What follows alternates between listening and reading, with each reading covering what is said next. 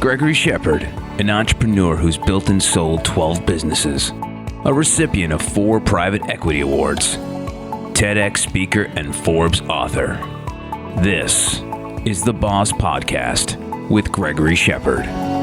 Thanks for joining me once again for my talk with Magnus Grimeland, the founder of Antler, a global early-stage VC investing and enabling thousands of entrepreneurs worldwide to realize their dreams and change the world. So Magnus, you and your team do not define Antler as an accelerator because you don't incubate ideas, but rather support exceptional individuals on their journey to entrepreneurship. Can you tell us how it works, and can you talk a little bit about your Antler residency program? Yes. So what we do is we invest in people. So if you're thinking about starting something or building something, and you want to raise your first bit of capital, or you want that kind of first partner to come on board, Antler is the right place. So what we focus on is very much that first money in, helping to build companies from scratch. Now, if you compare us to the rest of the ecosystem, you'll have, accelerators such as Y Combinator, which typically invest in companies that are 1.3, 1.5 years old. So it's a little bit later on in the journey. It's when the company's already incorporated, and they will help kind of build early traction. Then obviously you have VCs like Sequoia who invest at any stage of the journey. And then you have later stage investors. So what we are focused on is where that first money in. So we want to be the best partner to great founders as they're just getting started. So if you're thinking about building a business right now, you should go and check out Antler at antler.co. Now, what does that really mean? Well, so when you're starting a business, the number one thing is you need to build a kick-ass co-founder team. When you try to find your co-founders, everyone will have their own network. So you need to obviously leverage that and get people on board that you know. But unfortunately, it's such that you tend to know a lot of people that are similar to yourself. And we know that the best startup teams out there are quite diverse teams, especially in terms of competencies. So if you're a great operator, you probably benefit from a great technical co-founder. If you're a great technical co-founder, it's great to get a great operator on board. And we look at about 50,000 founders per year. We select the top 3% and have this co-founder network of about 3,800 co-founders from all across the globe that are working on disrupting specific industries, so you can get access to other great co-founders to build a kick-ass team. And that, I think, is the most important to succeed, because the team really determines everything, what you're going to build, how you create that momentum, the next people you hire. So finding the best co-founder team really determines a lot of the success. The second thing you need is product market fit validation. So let's say you're building a cancer drug. You want to ensure that as much as possible, the technology that you're working on is validated, that you break it down into milestones. You should talk to people who are, deep into the industries, know what competitors are doing, know what people tried that didn't work. So that when you get started, you build on top of what every other person in front of you has built, and don't start from scratch and reinvent the wheel. If you're building something in B2C or B2B, similarly, like how can you get as much momentum as possible early as you're building your business? How can you get the product out there, get customers, leverage that momentum to hire great people, get more capital on board, get more customers on board? So those are the two things we're very focused on, is like great co-founder team, great product market fit. So you know that if you've been through kind of the Antler process and you've been accepted here, you will have access to a great amount of co-founders and spend a lot of time with the Antler team validating your business model. And then we also come in with the first bit of capital. So we invest in people and not in companies. We're also long-term investors. So if we back you in the first round, we want to back you all the way to your exit. So we can put tens of millions of dollars into your business while we start off with a few $100K in the first investment. And we do that anywhere across the globe. So we're in South America, North America, Europe, Africa, Asia, in Australia, in 23 countries. So chances are, wherever you're listening to this, we'll have a hub close to you. And if you're thinking about building something, we'd love to be a partner of you in that journey. So the Antler residency program, is that like an internship program, or can you talk a little bit about what that is? Yeah, so let's say a founder's journey typically starts with them thinking, let's say you're working at Spotify in Stockholm and you're thinking about, okay, now I want to leverage my competency to build something new. Then typically, you would start thinking about what that is, start looking for co-founders. Then at some point you quit your job and you start building. That's the time when we want to start working with you. Is you can then come to our office. You can spend 6 months with us there. Most people come before they incorporated their business. And there will be around 100 other people there working on interesting stuff. Plus we have 10 full-time Antler people in that city, plus about 70 advisors in that city. Plus you get tied into the global network of founders who are also building. And out of that, will come a co-founder team and a great business model that you're working on.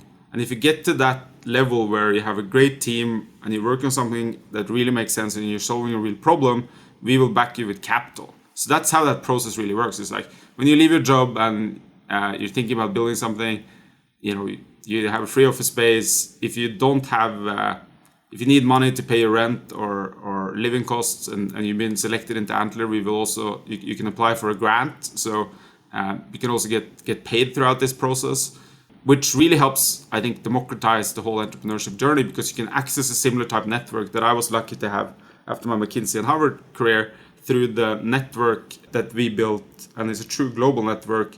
So we end up just working with a very diverse set of founders, right? Like some people come from a very humble background. Some people have, been to all the right places before they join. We have 35% of our teams have a female co-founder, people from all nationalities and backgrounds. It's just a true kind of collection of exceptional people that are the top 3% that we could find, who are there working for 6 months on getting their next thing off the ground, with the best professionals we could find in the game. So we started off talking about you, and then we went into Antler, and I want to go back to you a little bit because I'm just fascinated. If you were to list the most frequent success stories, is there a pattern that you see when you look back on companies? Like, is there any pattern that's a reoccurring pattern that you notice with the successful startups that you guys back? There are two big patterns. One is the right team, and there are 4 factors on the right team. So A, the founders themselves have a spike. So there's something that they're better on than most other people. And that spike can be anything really. It's just something that you're better on than most other people. And you all have friends like this who perhaps they go into an elevator and there's 12 strangers there and they become friends with everyone before the elevator hits the bottom floor. And they have that personal connection, or perhaps sales is their strength. Other people will like to go home on Friday night when other people go out and just spend time solving a deep technical problem, or they're experts within a specific field. So you need A, that spike.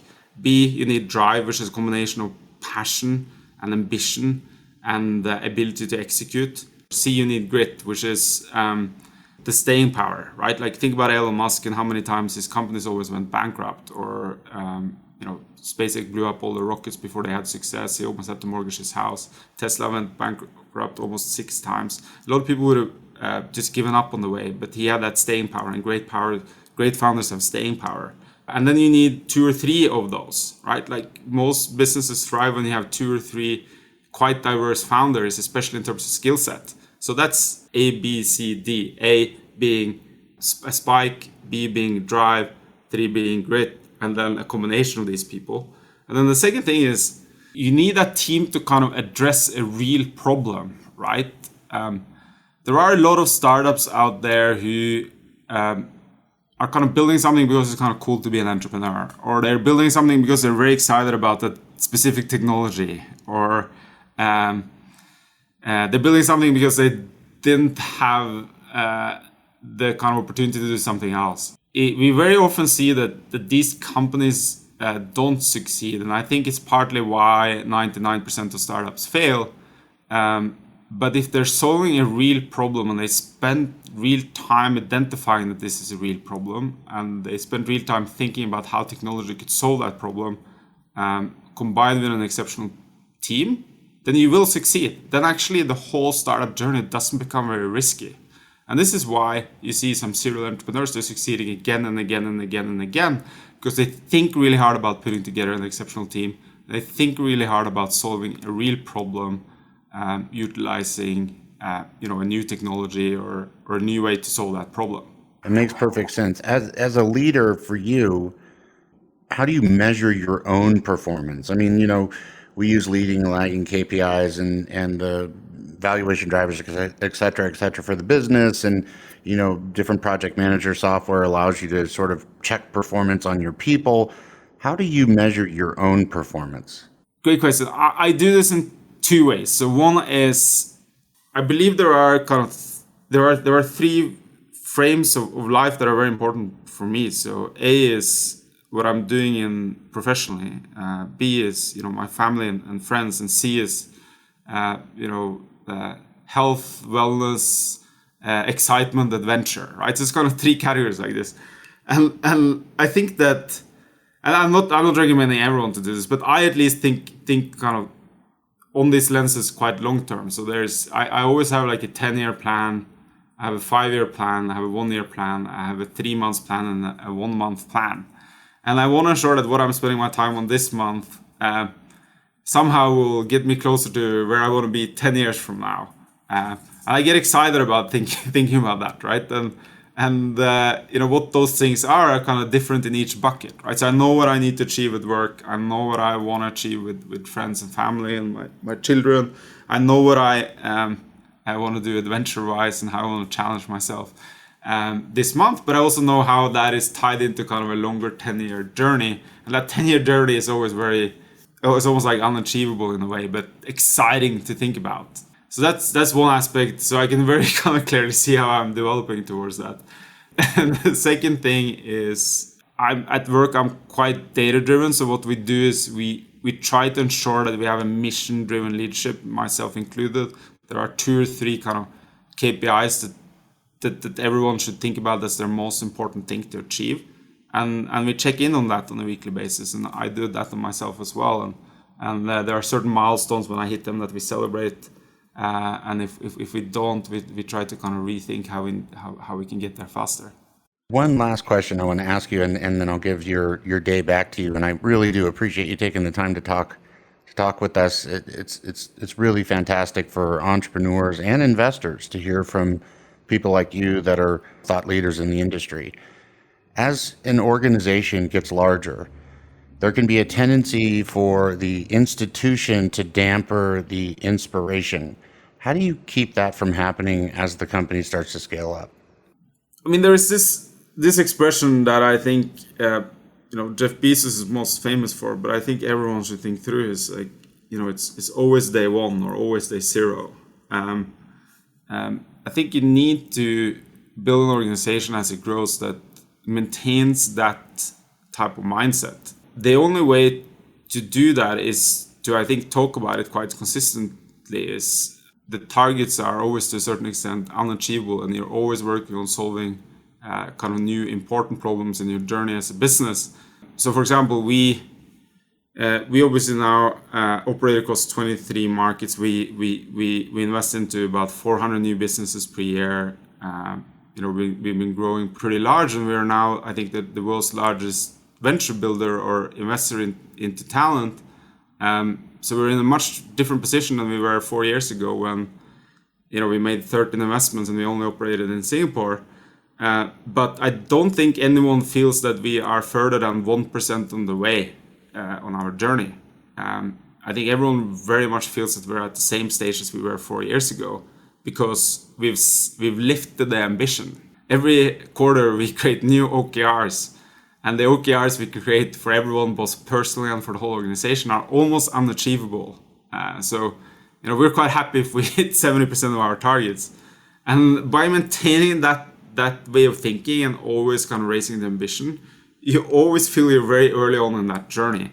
So I think building that day 0, day 1 type mentality into the organization and into everything you do, and building the reinforcing mechanisms around that will ensure that you maintain that mentality. And if you don't, you're going to get outcompeted, because it's just so easy to kind of replicate and attack any type of business model from anywhere in the world these days. You need to have that mentality no matter how big you are as a business. Otherwise, you will slowly become one of the ones that gets outcompeted. Yeah, I agree 100%. Thank you so much for being on the podcast. Thank you. Thank you so much. Really appreciate it. You're welcome. He's Magnus Grimeland, the founder of Antler. And that wraps up this episode of the Boss Podcast. If you enjoy the show, please make sure to take a second and subscribe so you automatically get updates on the new shows when they drop. Also, if you have a minute, I'd love it if you left us a review so more folks like you can discover the show. I'll see you next time. Namaste, my friends. Learn more about the Boss Business Operating Support System at bossstartupscience.com, or you can reach Gregory Shepard at gregoryshepard.com. This has been a production of Forbes Books.